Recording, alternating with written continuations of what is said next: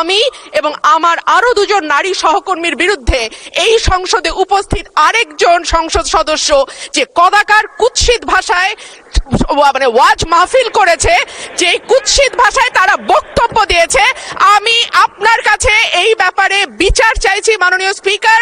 সদস্য রুমিন ফারহানা, আপনি কিছু বলবেন?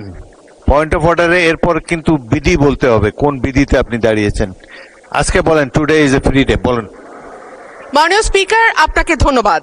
মাননীয় স্পিকার, আমার ইমিডিয়েট আগে আমার যে সহকর্মী সংসদে বললেন কথাটি, এটি দুঃখজনক নিঃসন্দেহে, কিন্তু মাননীয় স্পিকার আমি আপনার দৃষ্টিতে আরেকটি খবর আনতে চাই। আজকে ডেইলি স্টারে এই খবর প্রকাশিত হয়েছে, এই সংসদে উপস্থিত আমি এবং আমার আরো দুজন নারী সহকর্মীর বিরুদ্ধে এই সংসদে উপস্থিত আরেকজন সংসদ সদস্য যে কদাকার কুৎসিত ভাষায় ওয়াজ মাহফিল করেছে, যে কুৎসিত ভাষায় তারা বক্তব্য দিয়েছে, আমি আপনার কাছে এই ব্যাপারে বিচার চাইছি মাননীয় স্পিকার। আপনি বিষয়টি সংসদে দৃষ্টি আকর্ষণ করছি, আপনি বিষয়টিকে দেখবেন। ধন্যবাদ মাননীয় স্পিকার। মাননীয় সদস্য, আপনি রুলস অফ প্রসিডিওর পড়লে দেখবেন যে সংবাদপত্রের রিপোর্টিং নিয়ে কোনো পয়েন্ট অফ অর্ডার হয় না।